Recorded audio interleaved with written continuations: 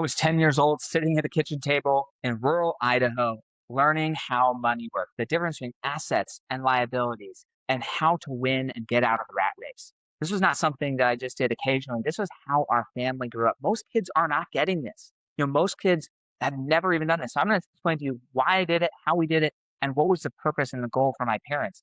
One of the goals of my parents growing up was they wanted to basically create a 14-year-old that could completely survive on their own. They were not passive in this. It was active training, active teaching. We were homeschooled, so we had lots of time during the day to learn what I would consider some of the most important and valuable lessons.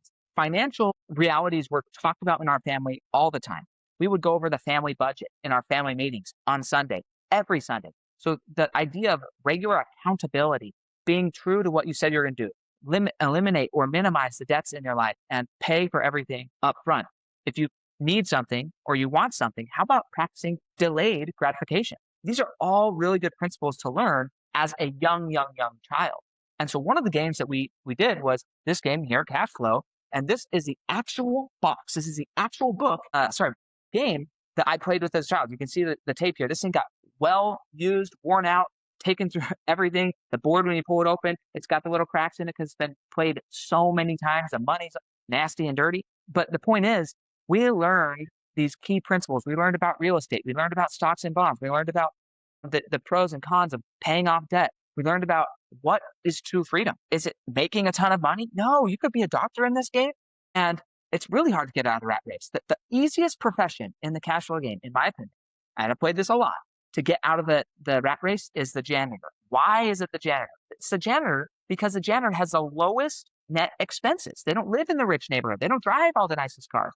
They have the lowest net expenses, and that allows them to make small investments. And the way you get out of the rat race in cash flow, and I think in life in general, is when your passive income becomes more than your expenses. That means if you didn't wake up tomorrow, or you just woke up but you didn't want to go to work tomorrow, then you don't have to, because the passive income that's coming in is already outpacing your expenses. Now, if you increase your expenses, what do you got to do? You got to increase your passive income. But the benefit to that is that as you increase your passive income, you can start buying your dreams on something that's coming in. You can start saving up for something, and it doesn't cost more effort or more time. One of the best principles in the cash flow quadrant of the book by Robert Kiyosaki is that in the story, one person was just bucketing water back and forth, back and forth, back and forth. The other person, they went and did their homework. They went and got serious about their goal, and they figured out how to build a pipeline, how to clean the water, and then how to get the most water to the places they want to get it to as fast as possible.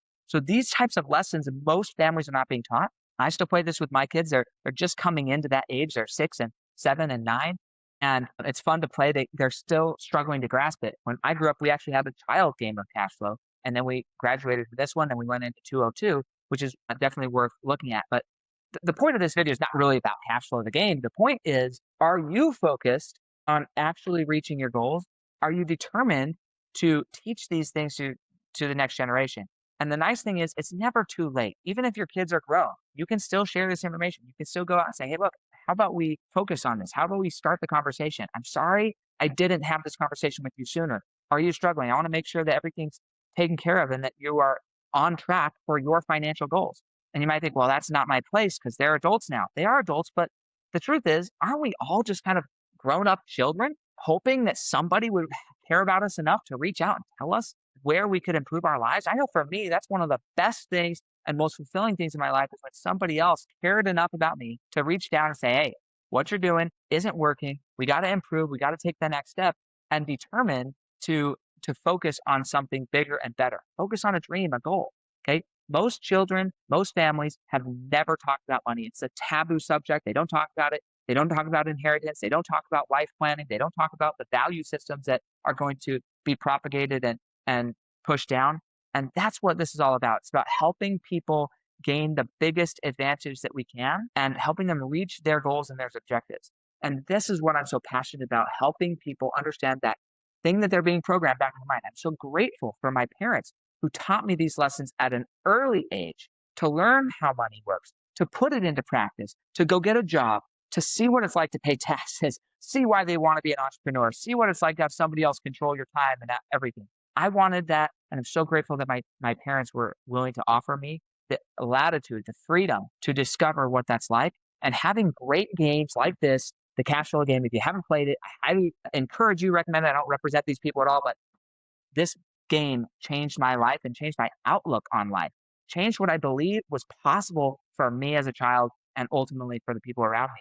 And it's also led to me believing more in others. So maybe you are somebody who needs a little bit of belief. Nobody in your circle believes that you could do that. Well, if that's the case for you, let us know. Comment in the comments. What belief are you struggling to believe? What dream do you want that you just don't know if it's possible? Put that in the comments. Subscribe to the channel if you want to discover more of the psychology about money and how it's impacting your current and daily life, where you're being left behind in these efforts. So if that's something you're interested in, click the subscribe button, and happy to see you on the next video.